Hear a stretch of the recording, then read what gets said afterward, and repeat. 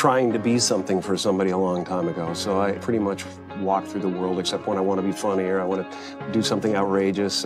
I don't have any trouble being myself, and I don't have any trouble saying no when I mean no. I don't feel there is a, pressing responsibility to please everyone. I'm not unkind to people. Yeah. I love people. I would much prefer saying hello and who are you and what are you doing today than giving a selfie, because selfies stop the world and they stop life. You then go like that, and it's going on Instagram to give people a false sense of relevance. People talk about depression all the time. The difference between depression and sadness is just, from happenstance. Whatever happened or didn't happen for you, or grief or whatever it is. And depression is your body saying, I don't want to be this character anymore. I don't want to hold up this avatar that you've created in the world. It's too much for me. Deep rest. Your body needs to be depressed. It needs deep rest from the character that you've been trying to play. I act because I'm broken in a lot of pieces, and acting gives me a chance to reconfigure those pieces into 1,000 different things that are positive for people to watch. Was there a moment where you first sort of realized, like, I want to be a performer. This is the thing that I want to do with my life? There was never any other choice.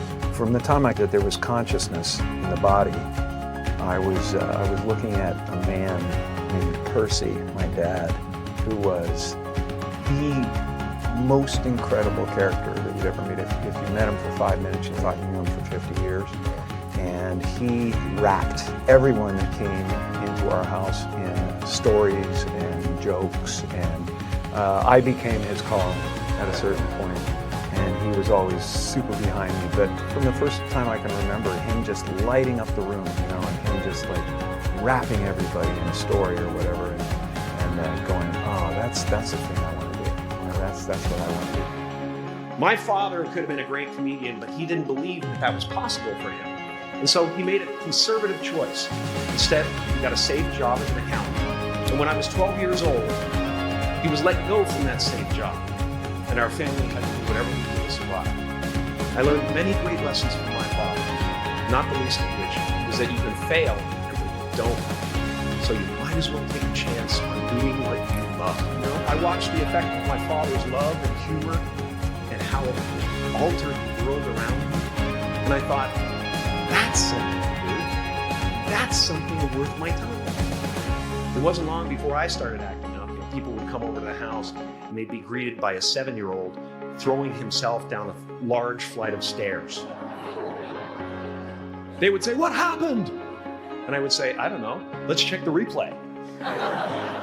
I'd go back to the top of the stairs and come back down in slow motion. Now, fear is going to be a player in your life, but you get to decide how much.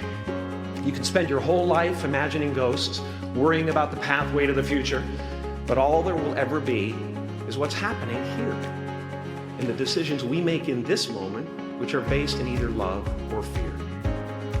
So many of us choose our path out of fear disguised as practicality. What we really want seems impossibly out of reach and ridiculous to expect, so we never dare to ask the universe for it. When I was about 28, after a decade as a professional comedian, I realized one night in LA that the purpose of my life had always been to free people from concern, just like my dad. The only one I hadn't freed was myself, and that's when my search for identity began. I wondered who I'd be without my fame. Who would I be if I said things that people didn't want to hear?